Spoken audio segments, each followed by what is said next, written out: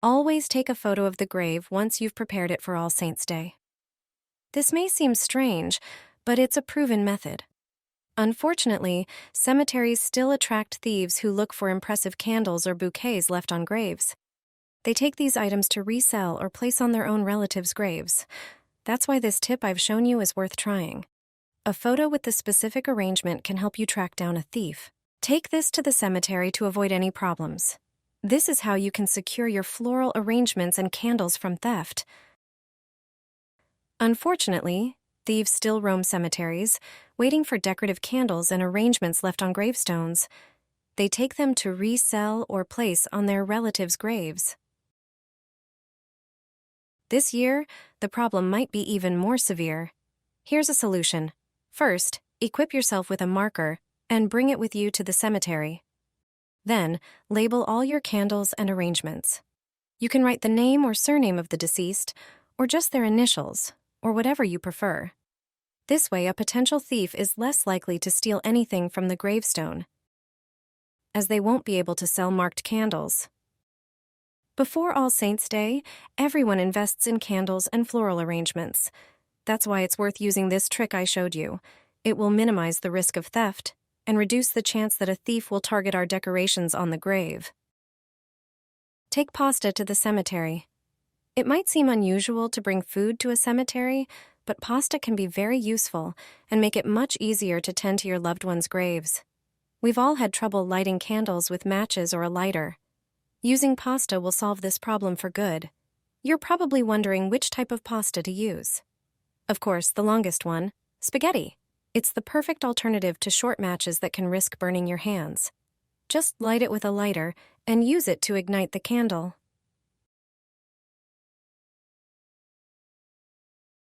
Pasta holds a flame for much longer than a match, making it easier to light not just one, but many candles. It allows you to reach deep into the lanterns without any hassle. Though it might seem funny, it will actually protect you from potential burns.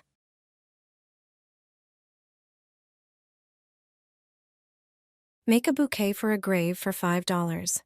You don't have to spend a fortune at the florist. Just buy a floral sponge in a basket. You'll pay about $5 for such a piece. The rest of the items you can find in the forest or your garden. Take a walk and cut a few branches of spruce, rowan, juniper, or other coniferous trees. Also, collect a few pine cones, acorns, or even mushrooms. Take the floral sponge out of the plastic basket and place it in a bowl of water. Let it sit for a few minutes to absorb the water, then put it back into the basket. Cut the branches you gathered into smaller pieces and insert them into the base of the sponge.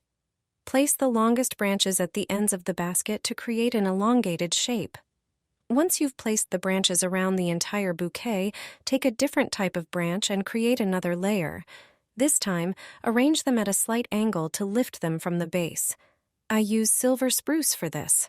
I place the thickest branches on both ends of the sponge. A carefully made base of needles will make the bouquet look like it came from a florist. This is the part where it's worth taking your time. Fill any gaps with small branches. It's important that the sponge or basket isn't visible through the needles. For the next layers, insert branches pointing upward. On top, I add the prettiest branches I found during the walk. The focal point of the bouquet will be the rowan. Its berries have a beautiful red color. Remove the leaves from the branches and tie two of them together to form a small bouquet. Use floral wire to hold them together and stick them into the sponge. Then I take an oak branch. Its leaves have a lovely golden color. These leaves are among the few that don't fall off after drying. Together with the rowan, they create a beautiful autumn composition. I add one more rowan branch and fill the center with green needles. Now prepare the treasures you found in the forest. Pine cones, acorns, and even mushrooms will beautifully decorate the arrangement. Use hot glue to attach them to the bouquet. Long pine cones will fill the empty spaces nicely. You can create beautiful compositions with mushrooms and acorns. Finally, make a bow from ribbon. I used a ribbon from an old bouquet. I always save such things and reuse them. I leave long ends and curl them into spirals. Stick the bow onto a thick layer of glue, and you're done. This bouquet is eco-friendly. Most of the materials used are biodegradable. The plants in it stay fresh for a long time, so the bouquet will look beautiful for weeks. Don't spend a fortune on plastic bouquets from the florist. Take care of the environment and make one yourself. The only cost is the sponge for a few dollars, and the effect will be just as good. Candle and insert manufacturers don't want you to know this. Before buying another candle insert, there's one crucial detail you should know to ensure you're getting the best product. At first glance, inserts in stores may look the same, but some contain more paraffin, and as you know, the more paraffin, the longer the burn time. Start by checking the plastic casing. If the insert slips out of it, that's a bad sign. This means that inserts falling out of their casing contain less paraffin than those securely fixed inside. The color of the paraffin also matters. Pure white inserts are artificially aerated, causing them to burn faster. It's better to choose a slightly yellow insert. Weight is also important when selecting an insert. Ideally, pick inserts labeled with the same burn time, then weigh each on a store scale. Choose the heaviest one. The more paraffin, the longer it's likely to burn. Follow these tips, and you'll make the right choice. Make a bouquet for $15. You don't need to spend a fortune at the florist. Just buy floral foam in a basket and a candle. During fall garden cleanups, I collected some branches. I trimmed my spruce. You can also use branches of thuja, which are popular in gardens, for such a bouquet. I also gathered a few pine cones during a walk. I take the floral foam out of the plastic basket. I put it in a bowl of water and leave it for a few minutes to soak well. Then I place it back in the basket.